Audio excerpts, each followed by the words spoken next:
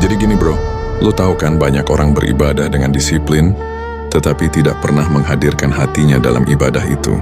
Gerakan sholat menjadi rutinitas hafalan yang dilakukan secara otomatis, seperti tubuh yang bergerak. Namun jiwanya tertinggal jauh di belakang.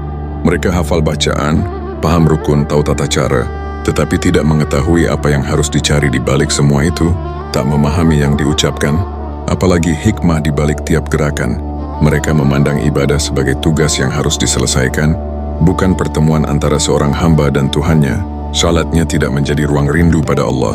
Maka wajar jika seseorang melakukan salat selama bertahun-tahun, namun tetap tidak merasakan ketenangan batin, tak merasakan kedekatannya dengan Allah. Mereka tidak mendirikan salat, melainkan hanya melakukan gerakan salat, itu pun hanya beberapa menit saja.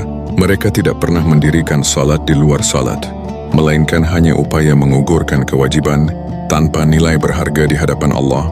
Hatinya tetap gelisah, jiwanya tetap dalam kebingungan, sebab ketenangan tidak datang dari banyaknya gerakan rakaat, bukan pula dari beragamnya ritual tanpa isi.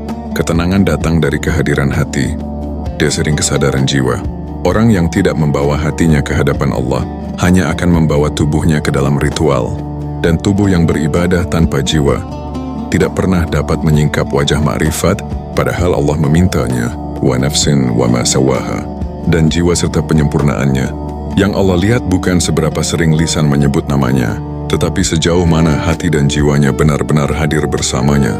Sebab nama bisa diucapkan tanpa kesadaran, namun hati tidak bisa berdusta tentang kehadiran untuk menyempurnakan jiwa. Banyak yang rajin menyebut Allahu Akbar, namun hati masih dipenuhi keakuan. Banyak yang fasih berdoa, namun hatinya masih sibuk menuntut dunia. Allah tidak tertipu oleh suara dan gerakan sujud sekalipun. Dia menyaksikan niat yang tersembunyi. Makrifat mengajarkan bahwa zikir sejati bukan hanya di lidah, melainkan ketika setiap nafas disadari sebagai pemberian, ketika langkah dan sikap dijaga dari menyakiti, ketika pandangan ditundukkan dari kesombongan, dan ketika hati belajar jujur pada kebenaran. Bisa jadi satu helaan nafas penuh kesadaran lebih bernilai daripada ribuan sebutan tanpa kehadiran, sebab yang Allah kehendaki bukan banyaknya ritual, melainkan hati yang berserah dalam kesadaran. Itulah ibadah menjadi hidup dan zikir menjadi nafas.